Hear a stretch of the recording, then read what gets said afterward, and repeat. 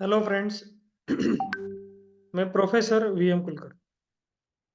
आज मैं आपके लिए लेके आया हूँ most IMP 34 question for thermal engineering.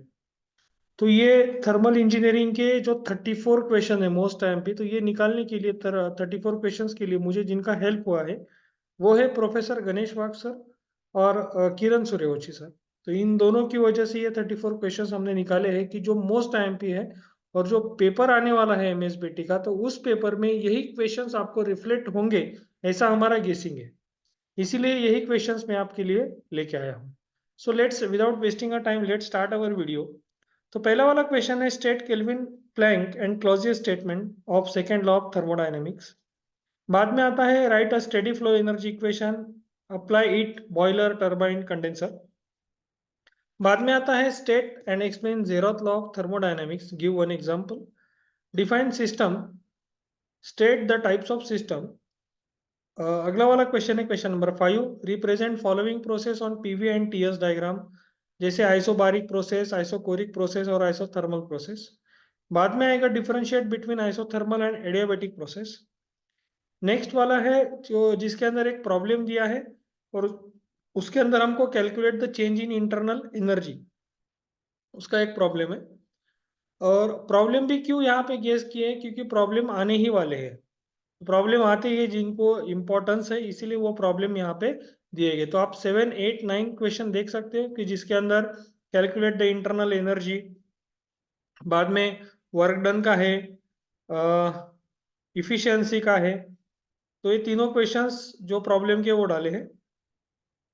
बाद में wet steam, dry steam, dryness fraction और सुपरहीटेड स्टीम, इन चारों का डेफिनेशन है। Explain the steam generation process under the constant pressure with the help of TH diagram.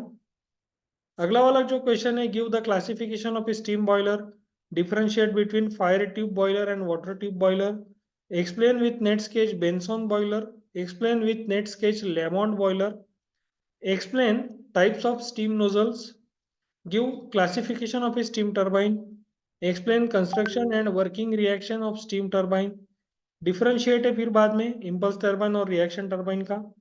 State the necessity of compounding, ये काफी important question है, compounding of steam turbine और method of compounding. Process of regenerative feed heating with heat sketch, net sketch sorry. Explain construction and working of a surface condenser with net sketch. State the sources and effect of air leakage in condenser. State classification of a steam condenser. Explain induced dot cooling tower with net sketch. Differentiate between natural dot and forced dot cooling tower. Explain with net sketch plate type heat exchanger. और last में आए हैं define absorptivity, reflectivity, transmissivity, black body, Stefan Boltzmann law, Newton's law of cooling, heat exchanger, classification heat exchanger का।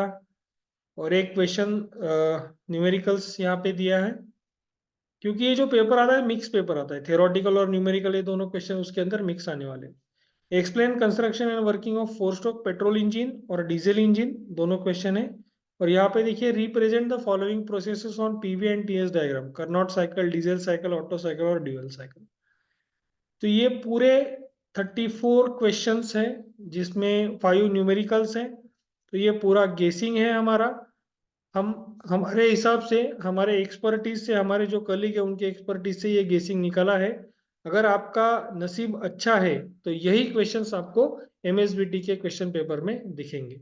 So thank you very much. तो मैं फिर से एक बात क्लियर कर देना चाहता हूँ कि इसको आपको एज ए प्रैक्टिस के तौर पर ही इस्तेमाल करना है। मैं कहीं पे भी ये क्लेम नहीं करूंगा कि यही आएंगे। ठीक है, एक डिस्क्लेमर मैं आपके लिए जारी कर रहा हूँ कि कहीं पे भी मैं नहीं कहता कि यही आएंगे, लेकिन मोस्ट आईएमपी यही क्वेश्चन है तो इसमें से ही आ सकते हैं। So thank you very much for watching my videos. Please like कीजिए, शेयर कीजिए, सब्सक्राइब कीजिए। Thank you very much.